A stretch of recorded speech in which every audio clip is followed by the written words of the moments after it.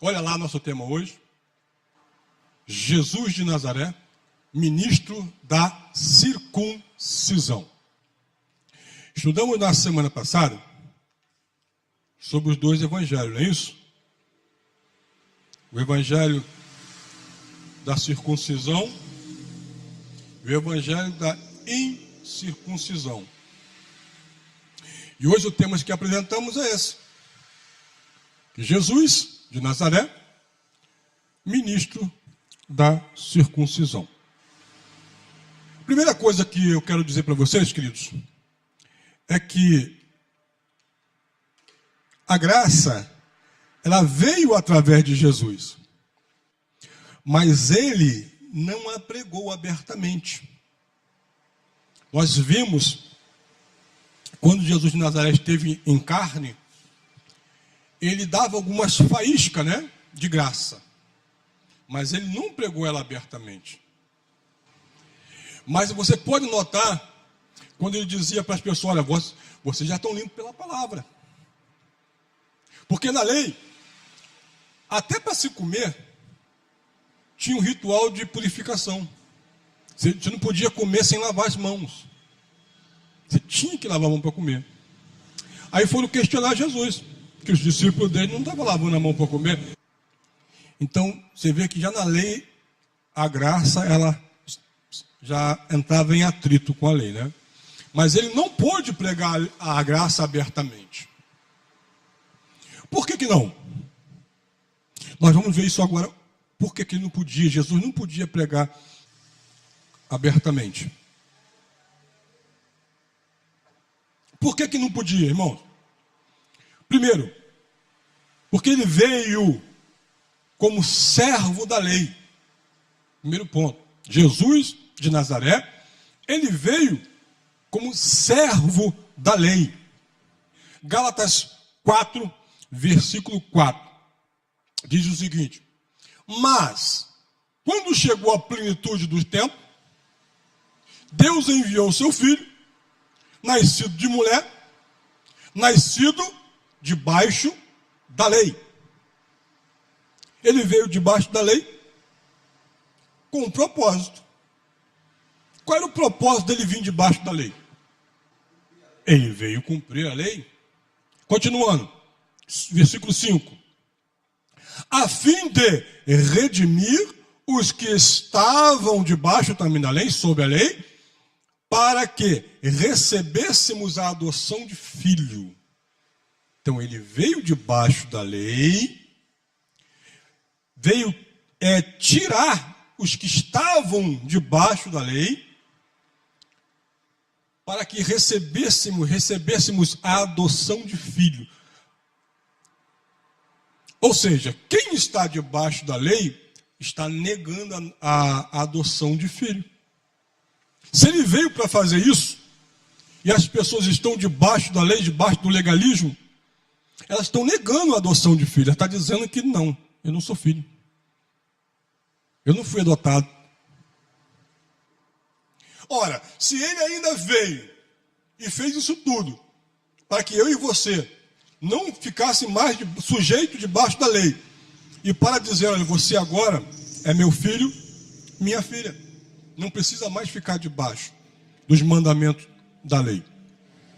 E ele nos fez livres e filhos. Amém?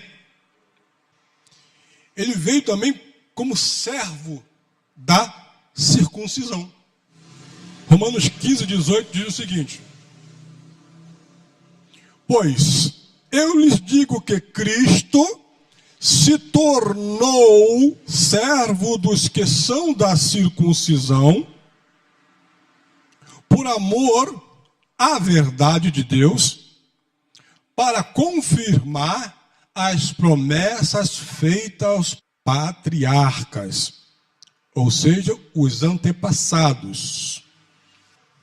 Cristo aqui, ele era também servo da circuncisão, ou seja, ministro da circuncisão. Na tua Bíblia, de repente, está escrito ministro da circuncisão. Por que ele veio também como ministro da circuncisão? Está dizendo o texto aqui que ele veio para confirmar as promessas feitas aos patriarcas. Que promessa é essa, queridos? Se você abrir a Bíblia, se você abrir sua Bíblia em Samuel, por exemplo, Samuel 22:50, você vai ver o seguinte, uma promessa. Por isso, ó Senhor, te louvarei dentre os gentios e entoarei louvores ao teu nome. Qual é a promessa? É que Jesus viria entre os gentios. Qual é a promessa que Deus fez a Abraão? Abraão, em ti será bendita todas as famílias da terra. Quando Deus deu essa promessa a Abraão, não existia o povo judeu, nem o povo hebreu ainda. Mas Deus deu essa promessa: Abraão, em ti todas as famílias da terra serão abençoadas. Essa foi a promessa que Deus deu. Então ali, em todas as famílias, estava incluindo quem?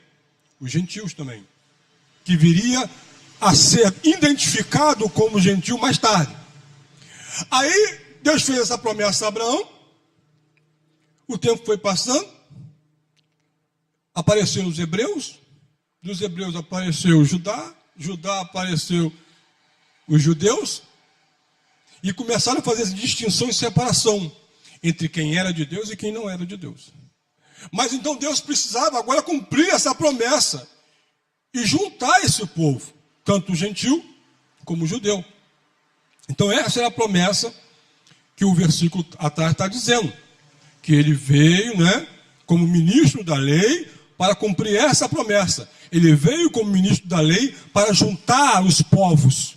Ele veio como ministro da lei para tirar a separação do meio dos povos. Então hoje, eu, você, somos tão filhos de Deus quanto os judeus são. Não há distinção, porque o filho adotado tem o mesmo direito do filho legítimo. Você adotar um filho, ele vai ter o mesmo direito que o teu filho legítimo. Então nós temos todo o direito a Deus, todo o direito ao reino de Deus, todo o direito das maravilhas de Deus, porque nós somos filhos de Deus. Glória a Deus por isso.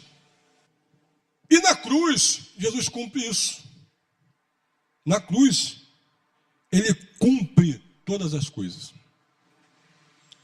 João 19:30, ele diz o seguinte: e quando Jesus tomou o vinagre, ele disse: está consumado. O que é consumado? Todas as coisas foram feitas. Tudo que eu tive que fazer, eu fiz. Agora não preciso fazer mais nada. Está feito. Todas as promessas feitas aos antepassados foram cumpridas na cruz. O profeta lá atrás, ele diz o seguinte, que num só dia, Deus tiraria o pecado do mundo. Aonde isso aconteceu? Na cruz. Tudo se cumpriu. Deus disse lá nos profetas, que num só dia tirarei o pecado do mundo. Na cruz, Deus cumpriu essa promessa. Então, Jesus estava lá na cruz pendurado, levaram o vinagre até a boca dele, e quando ele bebeu esse vinagre, era a última coisa que precisava Jesus fazer. E sabe o que é interessante nisso, queridos? Eu acho isso tão interessante que Jesus sabia das profecias. Ele lia as profecias e sabia das profecias. E a profecia dizia que ele entraria em Jerusalém montado num burrinho. Aí ele faz o quê? Fala para o seu discípulo, vai estar na rua tal, fala lá para o dono do jumento lá que eu preciso do jumento, que o Senhor vai precisar do jumento. E pegou o jumento, entrou montado, porque a profecia disse que teria que ser assim. A profecia diz que ele seria humilhado, massacrado, que ele seria moído, e ele foi. Então, no último minuto da sua vida, ele fez cumprir a profecia. Ele disse: tenho sede, para cumprir a profecia. E aí, deram a ele vinagre. Aí se cumpriu. Aí quando deram a ele vinagre, ele disse: agora sim, está tudo cumprido. Está consumado. Tudo que eu vim fazer, já fiz. Então, queridos, se Jesus já fez tudo o que ele tinha que fazer, por que nós temos que fazer as coisas que ele fez? Entende isso? Ele veio, fez tudo o que tinha que ser feito e disse: olha, acabei. Encerrou a conta. Então por que eu tenho lá? Não, Jesus fez isso, então eu tenho que fazer. Ah, Jesus fez aquilo, então eu tenho que fazer. Não, ele consumou, ele fez, ele terminou. Quando eu vou repetir as coisas dele, eu acabo dizendo o quê? O que ele fez, vou ter que fazer de novo, foi imperfeito. E as pessoas não entendem isso. Ela não entende que Jesus de Nazaré, ele veio para um propósito. E o propósito número 1 dele é morrer na cruz, para que naquele momento o pecado fosse retirado do mundo, a salvação fosse restaurada ao espírito humano, e tudo mudaria dali por diante. Tudo seria diferente. As coisas se fariam novas. Quando o pecado entrou no mundo, houve-se cataclisma, muito grande. E tudo mudou, não é? Tudo passou a ser diferente quanto à criação.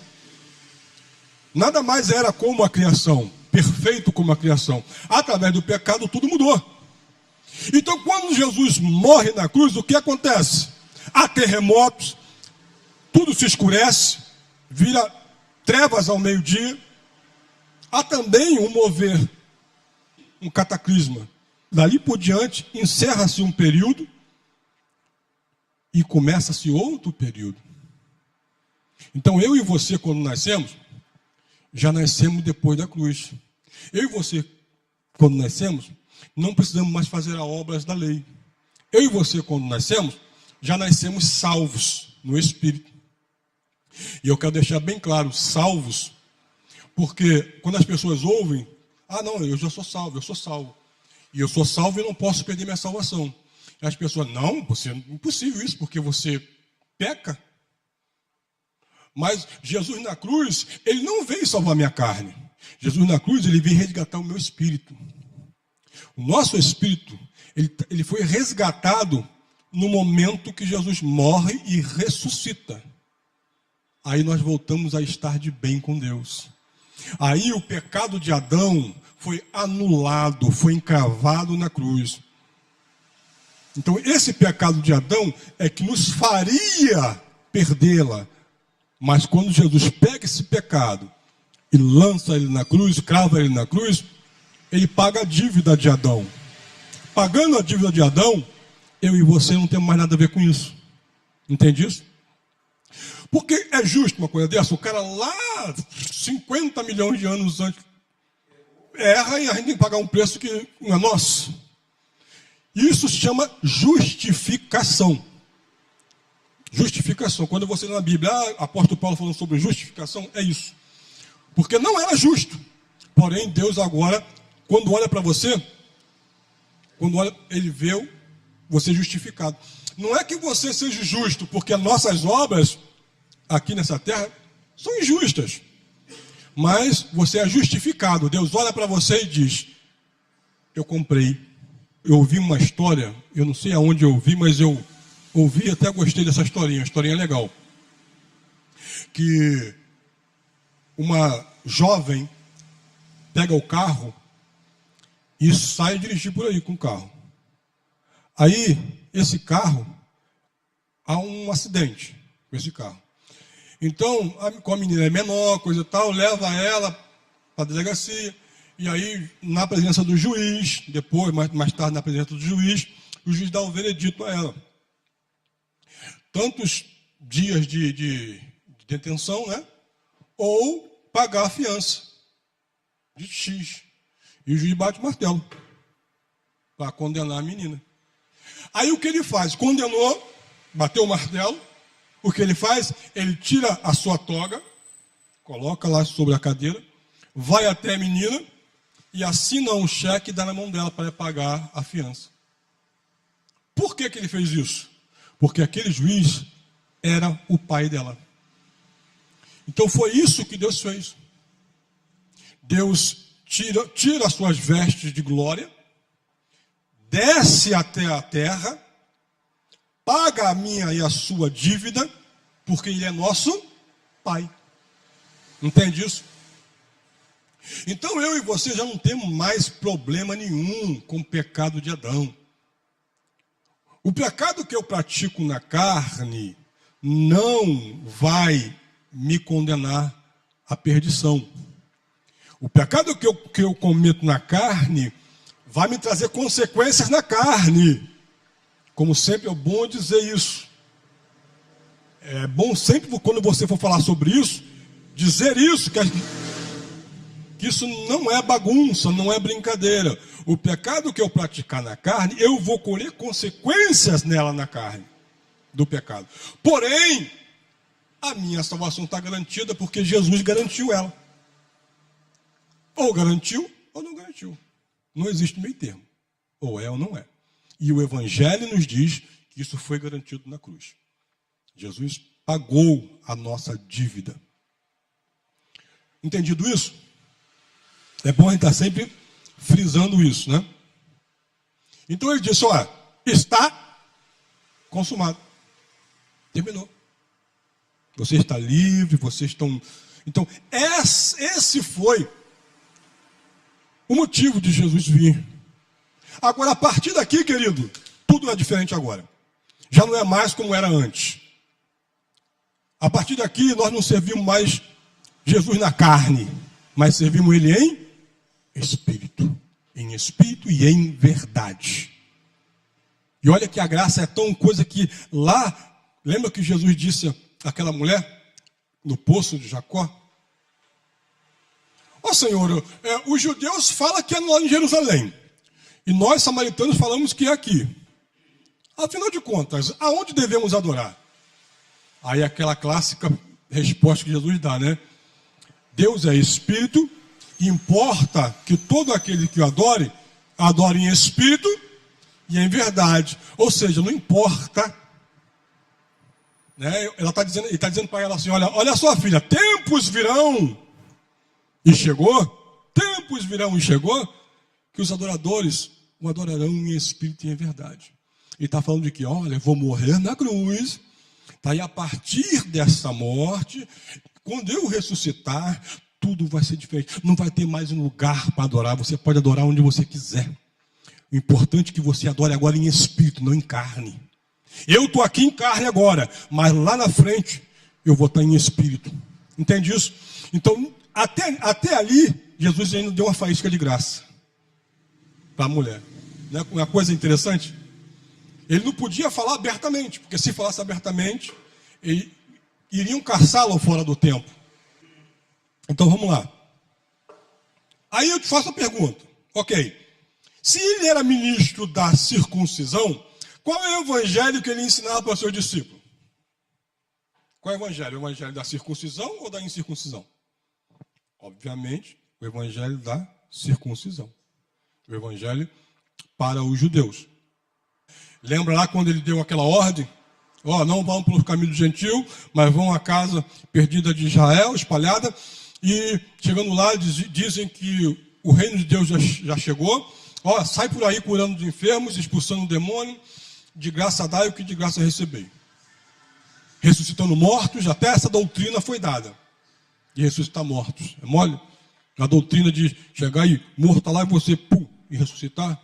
Existia essa doutrina, que lá em Hebreus 11, quando fala sobre fé, lá embaixo está dizendo que as mulheres que receberam os seus mortos, eles passaram privações piores ainda.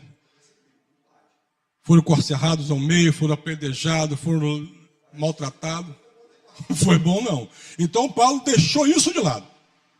Porque isso, né, também foi dado aos judeus. Então ele pegava o evangelho da circuncisão. Gálatas 2. Gálatas 2, vamos lá. Antes, pelo contrário, quando viram que o evangelho da incircuncisão me estava confiado, quem está falando? Paulo está dizendo isso. Como a Pedro, o evangelho da circuncisão. Então nós vemos aí que o evangelho da circuncisão foi dado a Pedro. Ok? Por quê? Aquele que operou eficazmente em Pedro para o apostolado da circuncisão, esse operou também em mim com eficácia, olha, para com os gentios, para conosco. Então o que ele está dizendo aqui? O evangelho que eu prego não é inferior ao evangelho que Pedro prega. Porque o mesmo Deus que deu o evangelho lá a Pedro e os discípulos, me deu também o evangelho para os gentios. Então, o que nós entendemos que após a cruz, do outro lado, após a cruz, o evangelho de eficácia é o evangelho para os gentios. Esse é o nosso evangelho. Nós já falamos até sobre isso a semana passada. Mas depois, quando ele ressuscitou, ele revelou agora um outro evangelho, que é esse aqui. Mas esse evangelho só foi revelado a ele depois que Jesus ressuscitou. Porque enquanto Jesus não foi morto e não ressuscitou, esse evangelho aos gentios ainda não tinha sido revelado. Era só o evangelho para os judeus. Então vamos dar uma olhadinha lá em 2 Coríntios 12.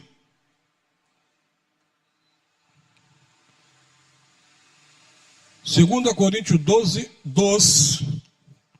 2, até o versículo 4.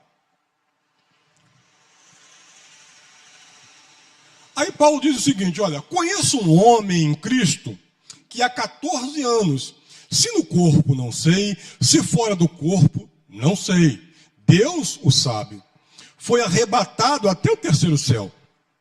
Ele está falando dele mesmo. E sei que o tal homem, se no corpo, se fora do corpo, não sei, Deus o sabe, foi arrebatado ao paraíso e ouviu palavras inefáveis, palavras que não se podia expressar, palavras, coisas que ele viu que ele não conseguiria expressar com o vocábulo humano, tão gloriosas que eram, que ao homem não era lícito falar. Era coisa tão tremenda que ele viu lá no terceiro céu, lá no paraíso. Ele foi arrebatado até o paraíso. E lá foi falado coisas para ele que ele... Cara, se eu falar isso para essas pessoas, eles vão me matar. Se eu falar isso para essas pessoas, não tem como. Eu sou um judeu. Eu sempre fui zeloso da lei. E agora você me mostra essas coisas. Até mesmo para eu aceitar foi difícil, né? Segundo Paulo. Porque ele passou 14 anos até começar a pregar esse evangelho. Vê que o negócio, essa palavra é uma palavra meio difícil de aceitar, que até o apóstolo Paulo levou 14 anos para poder assimilar todas as coisas que Deus mostrou a ele. Paulo, agora não é mais assim. Paulo, eu sei que você é um judeu, você é acostumado a sacrificar animais, mas olha, eu agora sou o único cordeiro que foi sacrificado. Aquele cordeiro lá representava eu, Paulo. Pregue isso para os judeus, pregue isso para os gentios.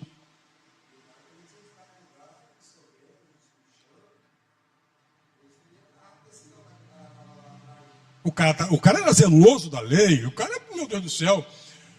Para ele poder acreditar nisso e começar a pregar isso, foi difícil. Pensa se não foi difícil. Aí leva 14 anos até ele... Não, agora eu vou. Agora eu tenho certeza, agora eu vou pregar esse evangelho. E saiu pregando esse evangelho. Então ele diz que, cara, são coisas inefáveis, tão gloriosas, coisas que é difícil de expressar com o vocabulário humano. E o homem, se o homem ouvir isso, ele vai pirar o cabeçote. Ele não vai entender de maneira alguma. Então, queridos, o que nós vimos aí? Nós vimos que os 12 serviram Jesus na carne. Agora, Paulo serve Jesus em espírito. Os 12 discípulos serviam Jesus de Nazaré. Paulo agora está servindo Jesus ressuscitado, não Jesus que viveu em carne, mas o Jesus que vive em espírito eternamente.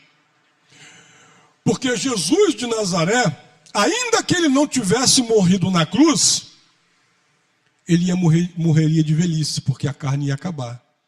Mas o Jesus ressuscitado, agora ele vive para sempre. Esse nunca envelhece. Esse nunca vai poder morrer outra vez. Então, essa é a diferença em servir Jesus na carne e servir Jesus no espírito. Nós não fomos chamados para servir Jesus na carne. É bonito? É. Jesus curou o cego, passou lodo no chão, cuspiu no chão, passou lodo no... É lindo e maravilhoso. Mas o nosso chamado não é esse. Porque esse é Jesus na carne. Pode acontecer? Pode. Eu acredito em milagre. Deus, quando Ele quiser, Ele faz. Mas sabe o que as igrejas fazem hoje? Pega esse negócio aí, esse fato que aconteceu, e cria uma doutrina. Vem cá que você vai ser curado. E se Deus não quiser curar? Como fica? Porque o cara tem pouca fé. Não é verdade? Eu não sou contra, irmãos. Pelo amor de Deus, eu creio sim que milagres acontecem. Quando as pessoas ouvem a gente falar isso, parece até que a gente é contra o negócio. Mas não é isso. É contra pegar aquilo ali que aconteceu e criar uma doutrina. Em cima disso, enganar as pessoas. Irmãos, se você tiver fé, não precisa de homem de Deus nenhum botar a mão, que você também é homem e mulher de Deus. Deus cura, se você tiver fé. Deus cura, eu creio. Então, hoje é a campanha de cura e milagres.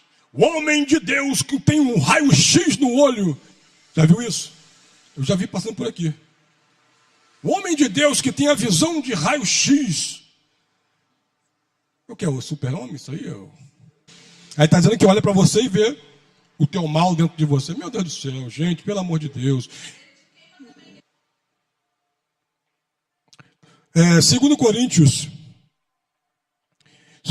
agora 5,16, diz o seguinte, vamos lá. Olha só que coisa linda, olha. Olha só que coisa linda. Assim que daqui por diante a ninguém conhecemos segundo a carne. E ainda que também tenhamos conhecido Cristo segundo a carne, contudo agora já não conhecemos deste modo. Por quê? Porque ele agora é espírito. Entende isso? Ele está dizendo, olha, não devemos olhar ninguém segundo a carne. Ok. E até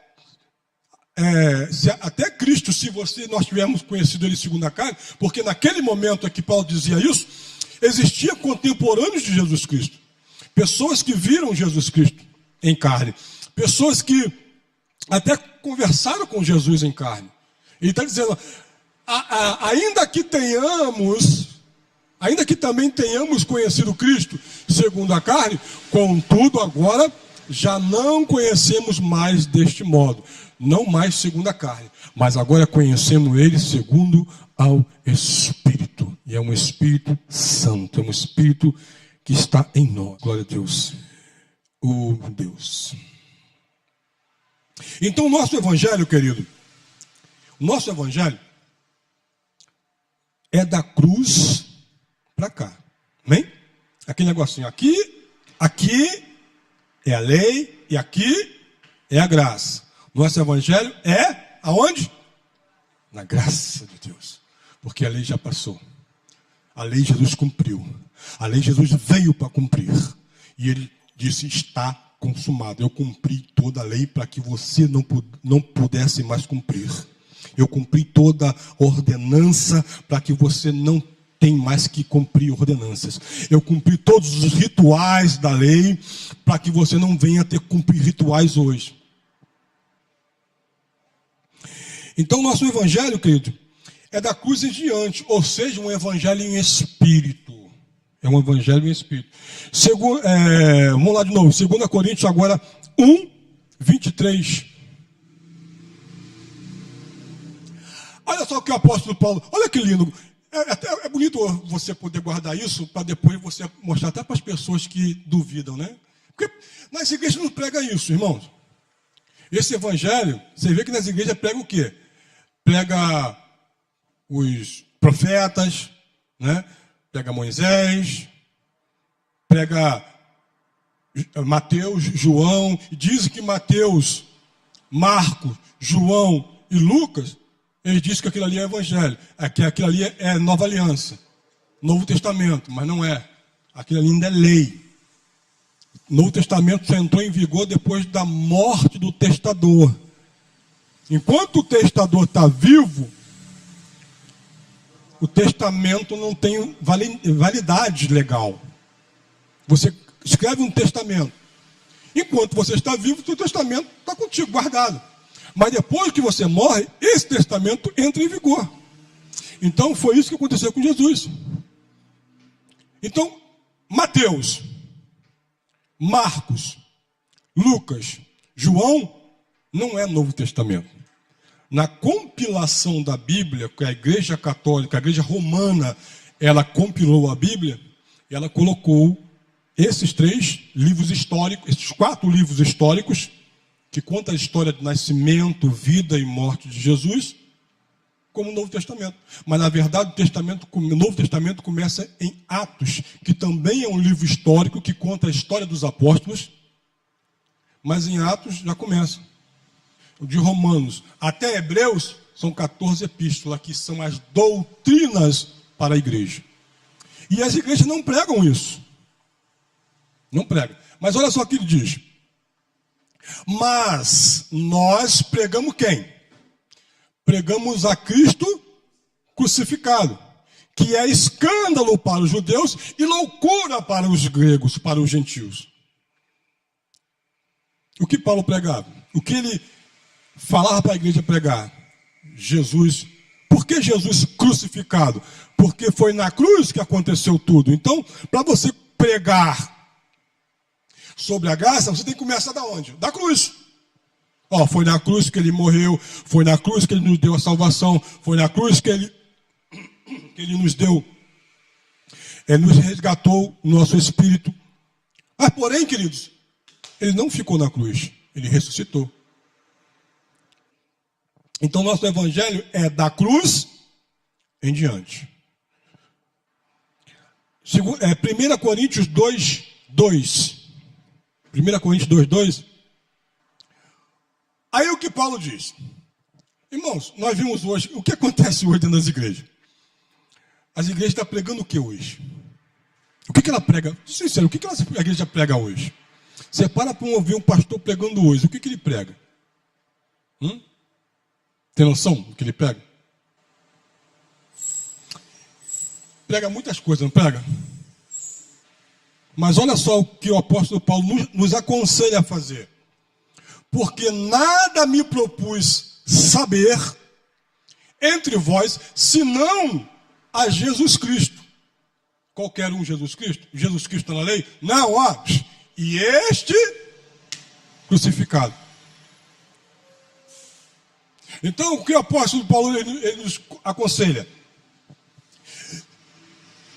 Saber, entender sobre Jesus Cristo após a cruz.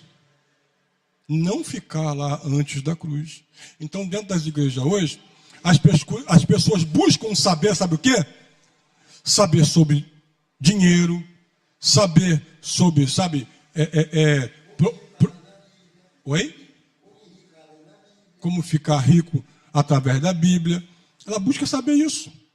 Ela usa textos bíblicos da lei para distorcer a palavra e ameaçar, coagir as pessoas através do medo. Então, mas olha, nada disso é para a igreja pregar. Vamos lá voltar de novo em Jesus? Lá em Jesus de Nazaré, lá atrás, ele soltava sempre uma faísquinha de graça, né? Aí ele diz o quê? Jesus diz assim, ó: buscai primeiro o reino de Deus e as outras coisas será acrescentado. Então isso já é uma faísca de graça. Porque no momento que eu estou buscando a trabalhar no reino, automaticamente as coisas vão ser acrescentadas. Poxa, eu pensei em fazer isso e aconteceu. Poxa, eu pensei naquilo e o dinheiro veio. Poxa, eu pensei em fazer... Por quê? Porque Deus vê o teu coração, sua sinceridade na sua obra. Sem precisar de homem estar prometendo. Às vezes o homem promete coisas que Deus não falou. Muitas coisas que o homem está tentando, através até mesmo da Bíblia e da palavra, coagir a pessoa a fazer o que ele quer. E isso sabe o que é de quê?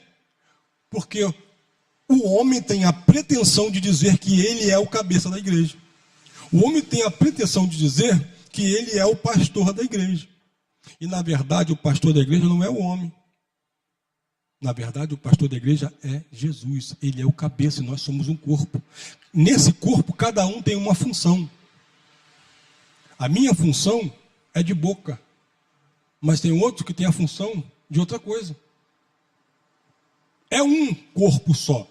E Cristo é o dono da igreja. Cristo é a cabeça. Cristo, ele é o sumo pastor. Aí as pessoas, é pastor? Não, eu tenho uma igreja. Aí vai bispo? Não, eu tenho igreja com tantos pastores.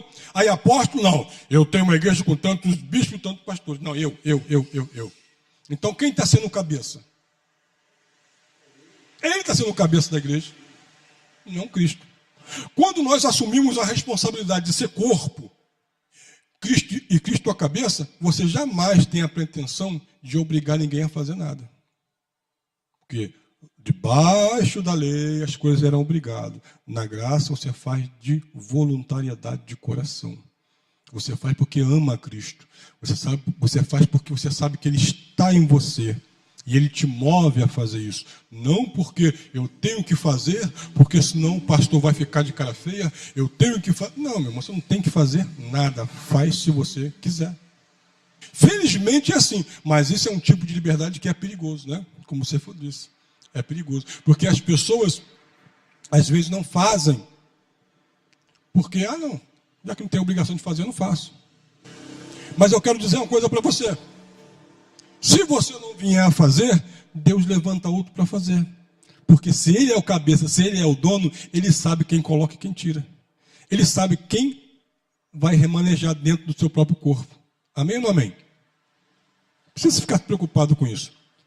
Eu fico muito preocupado quando a igreja é minha. Eu fico muito preocupado com quanto entra, com quanto vai sair. Quando a igreja é minha. Mas quando a igreja é de Cristo, Ele é o cabeça, Ele vai dar o jeito dele. Nós temos que ficar na dispensação de corpo, esperando no cabeça as ordens. Glória a Deus. Vamos lá, prosseguindo. Então, o apóstolo Paulo diz que nada me propus saber entre vós, senão a Cristo, senão a Jesus Cristo, e este ressuscitado. E ele deixa bem claro. E este Jesus não é aquele outro, mas este, o que morreu na cruz, ressuscitou, né? Foi crucificado e ressuscitou. Ele deixou bem claro isso. Aí ele diz em Hebreus 6, por isso, deixando os rudimentos da doutrina de Cristo, deixando os rudimentos da doutrina de Cristo, sim. O que é rudimento? Rudimentos são coisas, né, elementares, né? Rudimentos são coisas iniciais, que foi no início. Aquilo que aconteceu lá Aquele evangelho lá foi coisa no princípio. São coisas rudes, são coisas lá do princípio. Né? Deixa isso de lado. Deixando os rudimentos da doutrina de Cristo, prosseguimos até a perfeição. Quem é a perfeição? A perfeição agora é no Cristo ressuscitado. Não lançando de novo fundamentos do arrependimento de obras mortas e de fé em Deus. Em outras traduções diz, de obras que matam a fé em Deus. Tem tradução que diz, obras que matam a fé em Deus. Então, ele diz assim, ó, não lançando de novo. Por que de novo? Porque Paulo já pregava algo que não era mais da lei, que ficou lá atrás. E ele dizia, olha, não volte a lançar aqueles mesmos fundamentos. Que o fundamento agora é outro. O fundamento é Jesus Cristo ressuscitado. O fundamento já não é mais Jesus de Nazaré. O fundamento agora é Deus sobre todas as coisas e sobre tudo. Aí ele diz que são obras que matam a fé em Deus. Que obras são essas? Aí nós vamos lá. Agora se prepara para o choque. Prepara para o choque. Que obras são essas? São as seguintes obras. A doutrina dos batismos. Por que a doutrina dos batismos? Porque existiam várias formas de batismo. Várias ablusões. Porque batismo era um ritual de purificação. Deixando a doutrina do batismo de lado, e da imposição de mão, você aí que gosta de botar a cabecinha para pastor colocar a mão em cima, né? Ah, pastor, olha aqui por mim, bota a mão na minha cabeça, porque eu tô na prova, tô na luta. Né? A imposição de mãos, da ressurreição de mortos e do juízo eterno. Haverá um juízo eterno, onde Deus irá te julgar, te porá na balança, e se tua balança estiver mais lado do pecado, estiver pesando, tu cai lá de cima e vai para o inferno.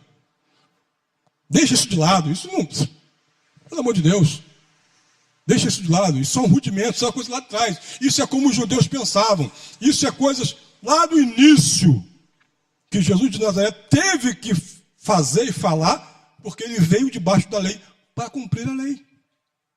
Entende isso? Então Paulo está dizendo, deixa tudo de lado.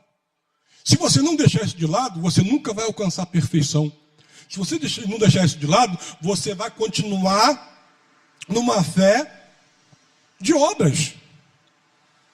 Uma fé que se você não fizer isso, você não tem salvação. Se você não fizer aquilo, você não vai ser abençoado. Essa é a fé de obras. E a salvação não vem por obras. Porque se viesse por obras, seria uma guerra de quem faria a obra melhor. Então, para concluir, nós não pertencemos mais a Jesus de Nazaré. Ok? Nós pertencemos agora ao outro. Vamos lá, Romanos 7,4. Assim, meus irmãos, também vós estáis mortos para a lei, pelo corpo de Cristo, para que sejais de outro. Opa, que outro é esse? Que outro é esse? Aquele que ressuscitou dentre os mortos, a fim de que demos frutos para Deus. Se você estiver lá atrás, no Jesus de Nazaré, você nunca vai dar fruto em espírito, porque Jesus de Nazaré era carne, Jesus de Nazaré era um véu, Jesus ressuscitado é Deus. Se você quiser dar fruto para Deus, esse fruto é justamente isso. É o quê? Você tirar a má consciência de pecado das pessoas,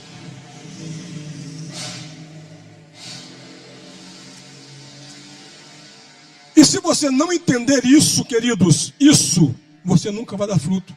Você vai ficar dentro lá do sistema acreditando que fruto é ganhar a alma. Que fruto é arrancar a pessoa, a força lá do mundo, lá dentro do que está fazendo, e colocar dentro de uma igreja. E Jesus fala com os judeus que eles correm pelo mundo fazendo prosélitos e transformam essas pessoas 2 vezes dignas do inferno, pior do que eles. Prosélitos é o quê? É novo convertido, né? Os judeus, aqueles que convertiam aos judeus. Os judeus iam lá, ficavam em cima, ó. Não, judaísmo em cima. Aí quando ele consegue convencer, circuncidar a pessoa, aí vai lá e com a doutrina dele, transforma ele 2 vezes pior do que ele. E é o que acontece nessas igrejas. Você tem que aceitar Jesus, senão vai para o inferno, hein?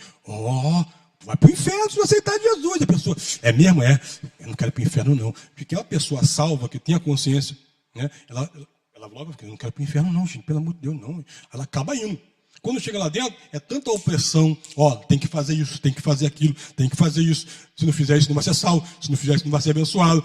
A pessoa fica sufocada no meio daquilo, cheio de pressão, cheio de medo. Aí fica com medo do diabo. O diabo está andando ao redor. E o diabo está onde? Já foi cravado na cruz. E todo o poder do diabo agora foi aniquilado. Na tua vida, na minha vida, ele não tem poder. Mas lá no sistema religioso, o diabo está aí, cuidado, hein? Né? Não é o que ele fala. E as pessoas andam com medo de tudo. Com medo do pecado. Se eu pecar, meu irmão, eu perco minha salvação. Medo de tudo. Então, queridos, se não entendermos isso aqui, que Jesus de Nazaré foi um véu, que Jesus de Nazaré foi carne, seu espírito era Deus, mas a tua carne não era. E agora nós temos que servir a quem? Aquele que ressuscitou. Se não servirmos ao Jesus de Cristo ressuscitado, não vamos dar frutos para Cristo. Nós vamos pensar que salvar almas é dar fruto. Seguir a Jesus de Nazaré, tá? É servir o véu. Hebreus 10, 19. Aí, para terminar agora, nós vamos falar sobre isso aqui. Muito importante. Tendo, pois, irmãos, ousadias para entrar no santo pelo sangue de Jesus Cristo. O que acontece aqui? Na lei, Paulo está usando a metáfora do tabernáculo. O que acontecia no tabernáculo e no templo?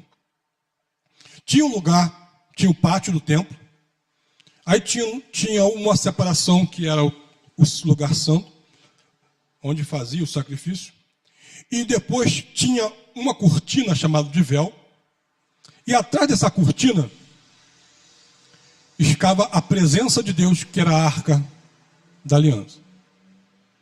Aquela arca era a presença de Deus, representava a presença de Deus, o próprio Deus ali na terra. Então, naquele véu, ninguém tinha ousadia de entrar. Na lei, os profetas, alguns deles, amarravam uma corda, botavam um sininho na beirada da blusa e entrava. Porque se ele tivesse em pecado, ele poderia morrer lá dentro. Morria fulminado. E se o sininho parasse de balançar, morreu, vamos puxar. Aí puxava o cara morto. Então ninguém tinha ousadia de entrar no Santo dos Santos. Só o sumo sacerdote podia entrar lá. Aí está dizendo aqui, tendo, pois, irmãos, ousadia para entrar no santuário, no lugar santo, onde ninguém tinha ousadia de entrar. Ele está dizendo, entre agora nesse santuário. É a metáfora. É claro que esse santuário é um santuário espiritual, que ele está dizendo. É uma metáfora. Porém, por que você pode entrar agora nesse santuário? Porque Jesus Cristo, pelo sangue de Jesus Cristo. Continuando. Pelo novo e vivo caminho que Ele nos consagrou. Pelo véu. Que véu é esse? Isto é, pela sua carne. Então, a carne de Jesus era apenas um véu que escondia a glória de Deus. Um véu que Deus estava, a presença de Deus estava dentro daquele véu. A carne era apenas uma carne. mas Deus estava dentro, o Espírito era Deus. Então Paulo usa essa metáfora para seguirmos a Jesus em espírito, porque a carne era apenas um véu. E é por isso que quando as pessoas olham para Jesus de Nazaré, ele está olhando para o véu. Quando você olha para Jesus de Nazaré, Jesus de Nazaré jejuou, eu vou jejuar. Jesus de Nazaré se batizou, eu vou me batizar. Você está seguindo quem? Um véu. Um véu é posto, Paulo diz até hoje, quando lemos Moisés, um véu é posto sobre a face deles. Quando se coloca um véu, você não consegue enxergar direito, né? A vista fica embaçada. Então, quando a pessoa olha para Jesus de Nazaré, queridos, ele está olhando para um véu. Porque o Cristo agora não é mais de Nazaré. Cristo agora já não é mais um judeu. Cristo agora é Deus sobre todos e sobre tudo. Amém? Agora vamos pular para o 22. Aí ele continua dizendo: cheguemos-nos com verdadeiro coração, em inteira certeza de fé, tendo os corações purificados da má consciência e o corpo lavado com água limpa. Que água é essa? A palavra. Vós estáis limpos pela palavra. Então, qual é o contexto? Olha, no Santo do Santo, as pessoas não entravam porque ela tinha uma consciência. Qual consciência? Eu sou pecador. Se eu entrar ali, eu vou morrer. Essa é a má consciência. Mas Paulo está dizendo agora, meu querido, entre no Santo do Santo, pelo novo caminho, que é o véu de Jesus. Para quê? Mas entra com coração, com fé, com certeza. Tá? E tendo os corações purificados da má consciência de pecado. Porque agora você não é mais pecador. Porque agora Deus não te vê mais como pecador. Você pode entrar na sua presença. Lá na lei não podia. Na lei era um sacerdote, era um profeta. Deus agia assim. Deus não tinha contato com o homem. Agora não, agora você pode entrar no Santo do Santo. Por quê? Deus habita em nós. Deus já temos contato pessoalmente com Deus. Aquele que se une ao Senhor é um espírito com Ele. Glória a Deus. Papai. Então diz assim que você agora tenha fé, tenha certeza, e tendo os corações purificados da má consciência, e o corpo lavado com água limpa. Você já está limpo. Eu e você já estamos limpos pela palavra. Eu e você não temos que fazer purificação para pecado, porque toda purificação Jesus já fez na cruz. Agora é só nós entrarmos no Santo do Santo e atravessar o véu. Sem medo de morrer, sem medo de pecar, sem medo do diabo, sem medo disso, sem medo daquilo, porque nosso coração está purificado da má consciência. E é esse que nós temos que tirar da cabeça das pessoas, é a má consciência de pecado. E é isso que nós precisamos tirar da cabeça das pessoas, sabe, queridos? Essa má consciência de que você vai para o inferno por qualquer coisa. O que tem dentro das igrejas são pessoas com a cabeça cheia de má consciência. Porque os líderes ficam colocando isso. Porque uma criança, quando nasce, você vê, ela nasce sem consciência de pecado. Sim ou não? Ela não sabe o que é pecado. Mas ela vai crescendo. Ó, meu filho, diabo. Ó, meu filho, ó, inferno. Ó, meu filho, ela. Opa, a criança já vai começando a ter consciência de pecado. Aí, quando cresce, nós mesmo queremos tirar essa consciência dele. Então, as pessoas criam má consciência na cabeça de um indivíduo para depois tentar tirar. Então, vamos fazer o trabalho do Evangelho, que é tirar a má consciência da cabeça das pessoas. Amém, pessoal? Nossos olhos agora têm que estar voltados para Jesus Cristo ressuscitado. Nossos olhos não podem estar mais lá atrás na lei, lá atrás no Jesus de Nazaré. Os nossos olhos agora é no Cristo Deus acima de todas as coisas. Um Deus que está assentado no seu trono. Um Deus que está no seu descanso, esperando o dia. O dia que Ele transformará nossos corpos. Estaremos com Ele. Amém ou não amém?